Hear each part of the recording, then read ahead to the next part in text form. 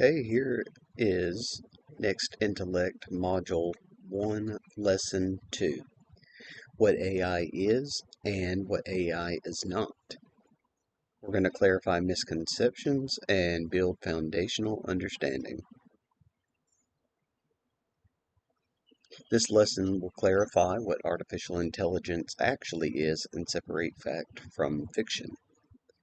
You'll learn that AI is not magic or conscious. It's a tool built on data and math that learns patterns from examples. By the end, you'll understand how machine learning models work, why data matters, and what AI can and cannot do. Our targets for this lesson: you should be able by the end to define artificial intelligence in plain language without using jargon. Identify the difference between AI, machine learning, and automation. Explain why data is the foundation of any AI system. Recognize common misconceptions about AI, such as it's not sentient. Describe how a machine learning model learns from examples, and apply the knowledge to evaluate real-world AI claims critically. The key vocabulary for you to definitely go back, look at in your slides, as well as I mentioned in another lesson, feel free to make note cards however you want to study the terms. These are going to be your lexicon of words that you need to familiarize yourself with in terms: artificial intelligence, machine learning, model, data, algorithm, pattern, training, and prediction. So for the live build demonstration, what if I told you that AI wrote this lesson? What kind of questions would you have about how it really did that? We talked about this when I did the live class, and I'm having to redo this recording. And I did share that it was created with AI for the text as well as the image examples that you would see. And AI has all the knowledge base of giving you excellent instruction on how to understand it and how to explain it in a way for us as beginners to take in, and then also how can we use that in our life and in the workplace. And so it is something that is very much capable of doing, but do know that the human intent still had to go into it with prompts and to be able to create something that will definitely be beneficial to you, and that human eye still had to go over the lesson and tweak things, and sometimes pictures weren't just right, and go in and fix them, make it more professional. So have you used AI without realizing it? So if you've used Netflix, Amazon, any video streaming service, and you have the recommendations of maybe a list of shows that you should watch, different comedies, maybe it's horror, maybe it's romance. It's taking all the data of previous movies you've watched, and especially if you've liked stuff and disliked certain things, actually notified them on that, keeping up with what you actually finished and maybe what you stopped at halfway because you got bored or you got busy. Either way, it's data showing you didn't finish it, and ultimately to give you a better user experience of you're not having to sift through as many TV shows and films to find what you're ultimately looking for. And the thing is, it's a lot better than what it was in the past, but they're still not perfect. So you'll still see recommendations that are completely off the wall. And so look out for those, and sometimes you'll have a good laugh about it. Just like your phone autocorrect and suggestions on your phone for correct spelling, correct grammar. You might have Grammarly on your phone for when you're writing emails or writing text, giving you suggestions. That's AI that you would be taking for granted that you're using every day. Filters that are automatic that could be on Instagram. So keep an eye out for those. Now, do you think AI can think for itself or make decisions without human involvement? Why or why not? Okay, we are going to see that given data that there are AI models that can make predictions and make decisions. Ultimately, the human is still putting in the data for the training sets and being able to like give a prompt looking for a certain thing. So it can help you as the human in making a decision, but the human is still at the forefront of it and using it as a tool, and then is at the end looking at the outcome and deciding is it something that you want to use or not.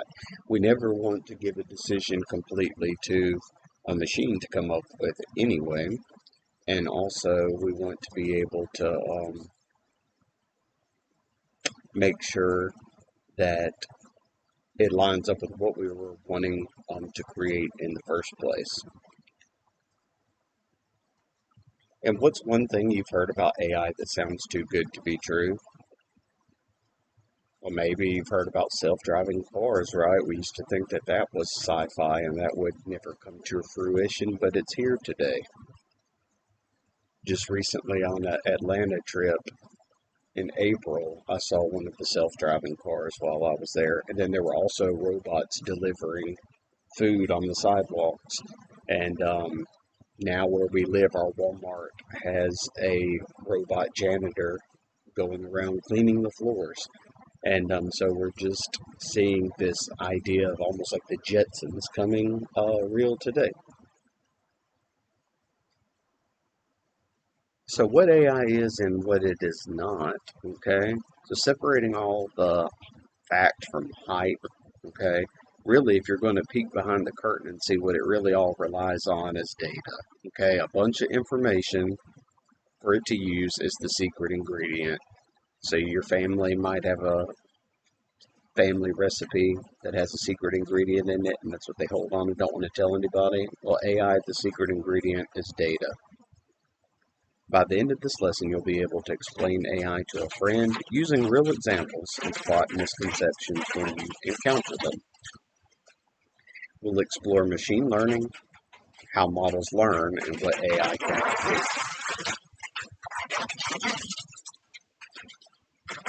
Now note, artificial intelligence is not magic or conscious. It doesn't actually think like we do. It isn't aware of itself. It's a computer system trained on examples to recognize patterns and make decisions. Think of learning to recognize cats. So a human, you had like picture books as a kid and saw pictures of kitties and cats and were able to say kitten, cat, kitty, okay, and all of that labeling, and you saw what outline makes a cat, what colors, what to look for, things like pointy ears and a tail, okay. Well, the AI model does something similar, but it doesn't have human eyes. It doesn't have biological eyes, okay? So it's going to need to see many, many more examples than you were able to see as a kid to be able to look at the outlines and break down patterns of what is usually found in a cat. And are they pointed ears, the tail? What about, could it recognize a cat that didn't have a tail? Okay. So here's an image to help us kind of see, without going too deep into it, the difference between how a human would recognize a cat or come to be able to do that versus AI. Well, the human, on the left here, we see our brain and we're able to take in an image, okay, and we saw a furry animal with four legs the first time we saw one. We noticed size, shape, we saw how it moved, and we took all that in, and we also have, so we have memory and we have experience. Maybe the first time you pet a cat, or you might be a person that has allergies, you might have sneezed from being around a cat, might have scratched you when you got near it, and now you have this memory keeping you from maybe being a little wary around cats. So notice it points out experience. You could have a pet, so there could be a lot of things in your brain that connect to this, of memories when you think of cat. It could be past pets that have passed on. Well, the AI doesn't have that. It doesn't have the experiences and memories tied into it. It doesn't have feeling, okay, and it doesn't have the human eyes to take it in the first place. So it's going to be shown millions of labeled images of cats, and then shown images of things that are not cats and be labeled not cat, like a dog. And then it will be able to test that against when it gets an image of like a dog. It can make a prediction on, is this a cat or a dog? Okay. And it needs to get to the point where it's able to, with high accuracy, predict something of being a cat in this case for it to be correct. But note the human, the difference was we could learn from limited examples of just a few things to generalize. You know, when you saw various size cats and everything, and then you see something like a mountain lion for the first time, you're still generalizing that that's in the similar family, that you're like, okay, lions, tigers, that these are all types of cats. Then the AI you notice on the right is going to require many, many more examples, and it's going to struggle with things that are new. What about those cats that don't have fur? Okay, is it going to recognize that as a cat or not? So just things to consider. But the key difference is the human, it's biology, it's life. Okay, there's a lot of things that go into play that it's holistic, and we're very adaptable. Then AI is dealing with data and mathematics. It's looking at a bunch of patterns, and that's how it's coming to make its determinations. So, three layers here. We're going to look at AI, machine learning, and automation. So think of artificial intelligence as your big umbrella term for any computer doing a task that seems intelligent. Just note that seems intelligent there, that word seems thrown in there. So we're already getting at it's different than human intelligence. We're flagging it as that, as something that's not. Well, also, the word artificial that's thrown in there. Later, that'll be brought up in slides too, with some images to tie in with it. Just want to say for now, think of like artificial being man-made, being synthetic. Think of artificial sweeteners and sugars. Think of like an artificial limb, right? It's not the real limb that somebody had before, like an arm or a leg. Doesn't mean that it doesn't serve its purpose as being the new limb and the sugar that can sweeten. It's just not the same. So this is something that could seem intelligent, like a human is intelligent, and this is also something that in the past, way before AI, when you're going pre 40s and 50s of the first AI with computers doing things like winning a game of chess, those were things we would consider like sci-fi in the future is where we are today. So there's a lot more things that we could do with AI now that not many years ago we wouldn't have thought was possible. Now, machine learning under that umbrella is one type of AI where the computer learns from data instead of following hard-coded rules. Now, note, we just said that the computer learns. That's the big difference with machine learning, and learning is there in its title. The machine, a computer, for it to be able to learn like we learn, right? You learn a new topic, like a math topic. Are you learning a new language? Are you learning how to cook a recipe? Now that's getting close to what we would say is pretty intelligent, that requires a lot of mental connections if we have in our brain to be able to learn something like an instrument and get to where you could go from beginner to being more advanced at it. So it takes a lot of practice. Well, here it's going to be relying on a lot of data and a lot of training. Then automation is a computer that is just following preset rules that were given to it when it was programmed. So we've had automation a long time. So think of a vending machine that you put in, even before the card-enabled ones, you put in the correct currency, if it took a dollar bill or if it took quarters, and then you were able to, if you inserted the correct amount of change for the drink, to select a drink, and if it had that drink in it and there weren't any issues, it could then dispense that drink. Think of a washing machine or a dryer that have preset cycles that they go through every time, depending on which one you pushed or turned the dial to.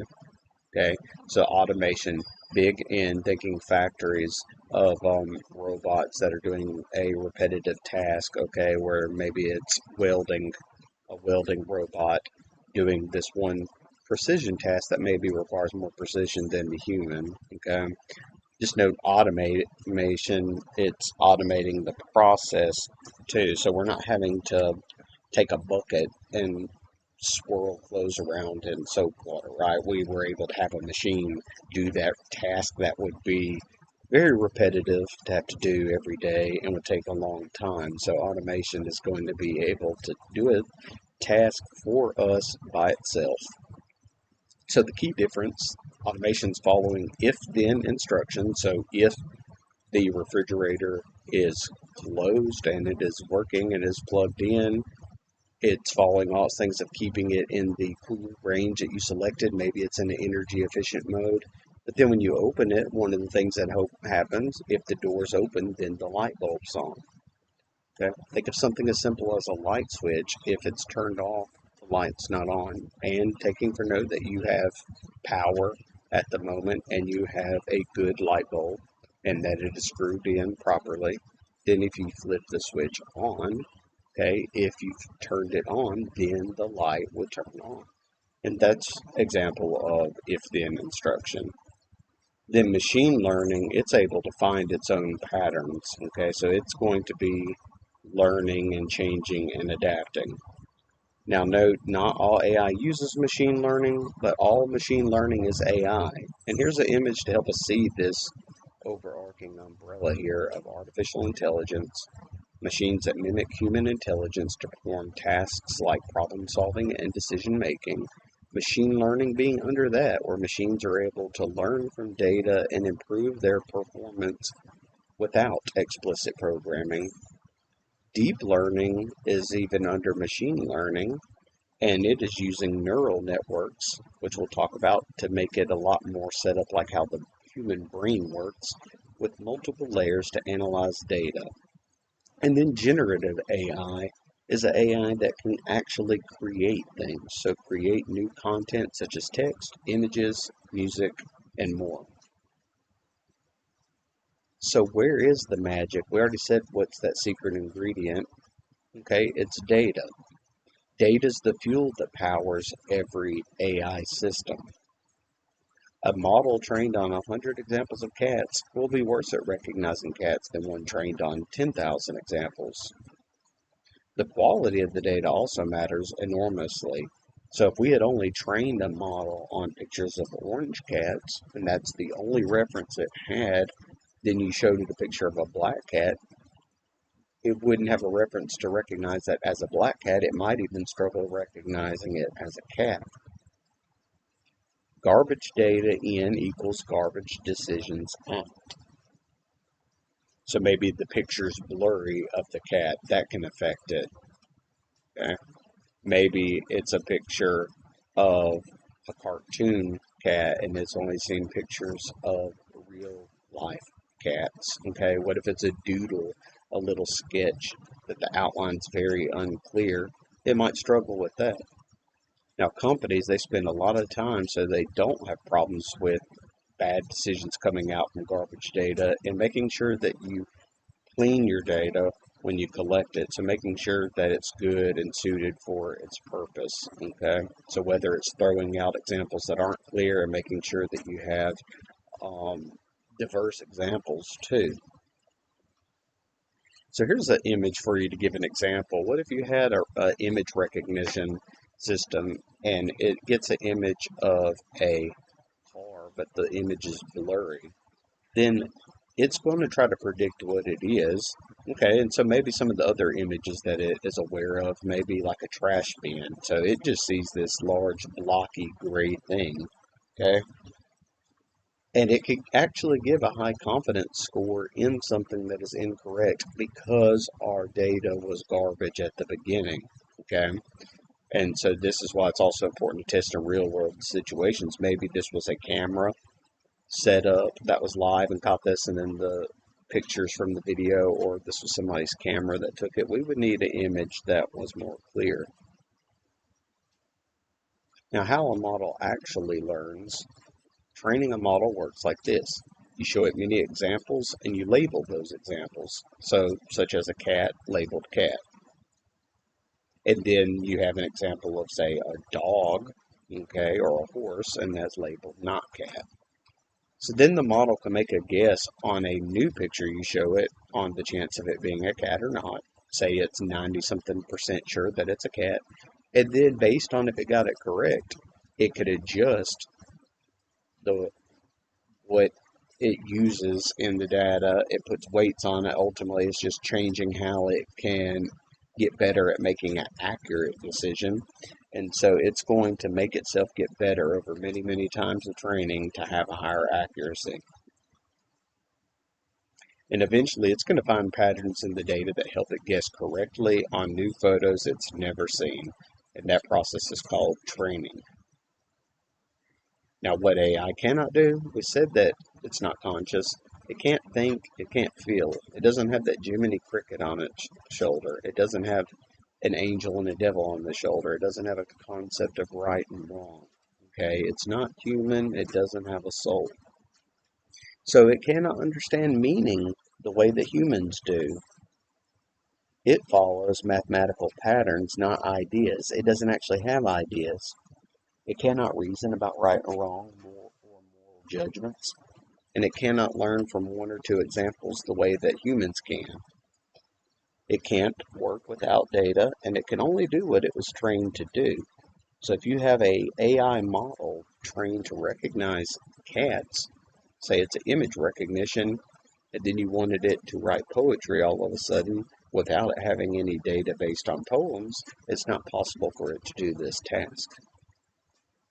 So to give an image of the difference of our humanity and a difference with AI, we have this angel and devil on the shoulder idea of right and wrong and having moral dilemmas.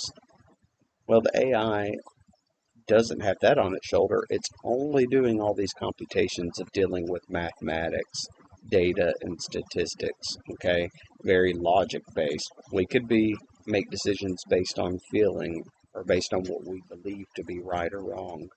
Okay, the image here looks like it's thinking, but from what we know from these slides, even though if you have a robot looking like it's thinking in this, the way that it's working is different than the human brain. So it is not, it just seems to be, it seems intelligent, it might seem to be thinking. So a common misconception would be that AI is conscious. Movies and headlines like to feed into this thought of saying that it's thinking, it's deciding, or even plotting a move against humans, that it's going to try to destroy us. This is false. AI has no awareness, it has no desires of its own, and no goals. When an AI system makes a decision, it's simply executing math equations on patterns in data. Similar to how a calculator solves math without understanding numbers, the intelligence comes from the data and the humans who built the system, not from the machine itself. So for separating fact from fiction, we have this image that's very much inspired by the Terminator, and I wanted it to create an image using Google Gemini where it would show that we really would still have a human who had programmed and allowed certain safety precautions to not be in place, and that you have rules where if it could be used to harm. And so that would take what we would consider a bad actor, meaning that we would have a human that had bad intent and that was put into the data and training a machine to be able to do something. So it is possible, okay, that we have to have rules in place of what the machine should do and how it should interact with humans. So a real world example, just your email spam filter, checking if something what's the chance of it being spam or not. How did it do this? It was trained on thousands of emails that were labeled, just like the cat example, labeled spam and not spam. It learned patterns about subject lines, so looking at the subject line, looking at the sender addresses and message content that indicate spam. So then when you have a new email arrive, the model compares it to those learned patterns, okay, all of that data to come to a decision on is it labeled spam or not spam. So you might mark false positives as not spam, which updates the model to learn better. Okay, so if it did mark something as spam, and this has happened probably for you, it has for me many times, you might get an email from somebody that said, "Hey, check out for it, it's coming." you don't find it in your inbox, but you find it in your spam, well, then you're going to get to mark it as not spam and that it was okay. It could learn from that then. No magic, no thinking, just patterns and math. So an example here of kind of what's going on behind the scenes, if it were to analyze an email to decide if it was spam or not, well, some common things are looking for if it was Amazon, it was spelled incorrectly, we have a 0 there. Using urgent language and maybe threatening language using overuse of exclamation points. We have that in the subject, making you think that your account is restricted. There's urgent action required. Okay. Then we have misspellings. Okay. For penalty here, details. It's saying if there were any malicious links there to click on. Okay, even Amazon here was used again incorrectly, and there's no signage of recognizing what Amazon is. Also, dear value customer, it's not dear valued customer. There's enough stuff going wrong here to give a high chance of it marking this as spam. Okay, so that high presence of urgent language and misspellings, it's going to label that as spam and noting that it's not really Amazon contacting you. Now, why does learning this about AI and how it works and separating fact from fiction, why does it really matter for you and your career or your future career?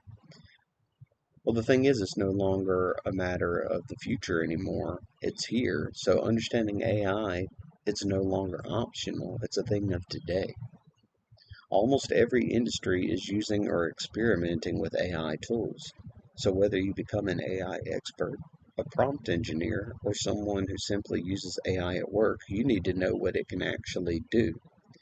You need to recognize hype and misconceptions, and you need to understand that AI is a tool humans created to solve problems.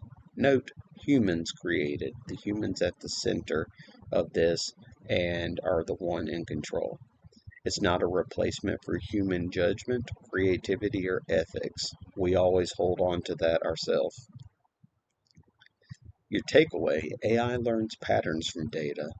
Machine learning is how it learns. It cannot think or feel, and it cannot work without data.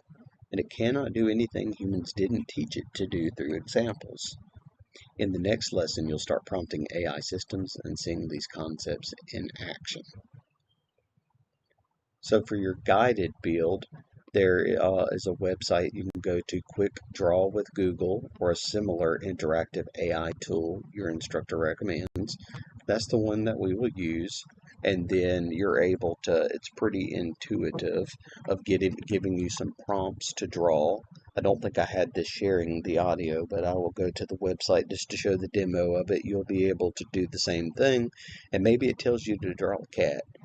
Well, as you're drawing, it's making guesses, and based on your how good your outline is of it, for it to see patterns to be able to identify it, you want to see how quickly it could guess it correctly. It'll change too based on who's using it at the time. You won't all have the same examples at the same time, so you might have some things like telling you to draw apple, fish, umbrella. Okay. So quick draw with Google.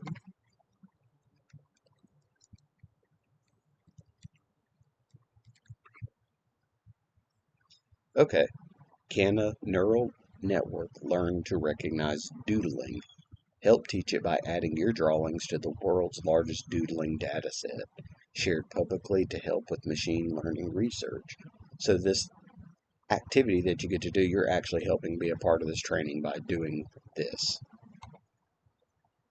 So draw a bottle cap in under 20 seconds. Let's try to do... I see blueberry. Or bracelet. Oh, I know, it's bottle cap. I see mountain. Or volcano. Oh, I know, it's tree.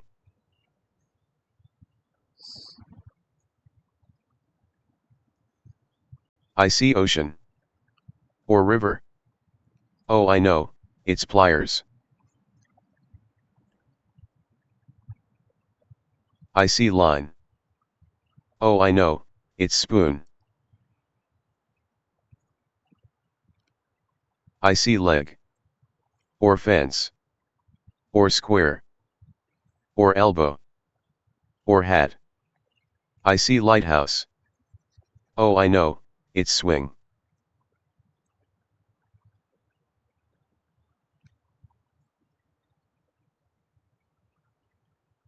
I see line. I see headband.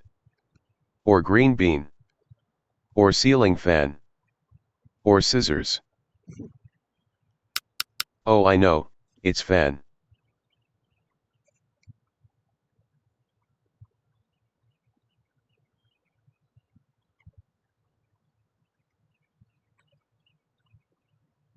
Okay, so you'll have the time to go through there and do that. Okay. Think about why it might have got some of the predictions wrong based on what you're drawing. Mine, I had some that were very poor outlines. It actually got through all of them before the time ran out and got them correct. So you can use the Google Quick Draw that I just used. That way you have a clear example of it and read through the lab of what is required.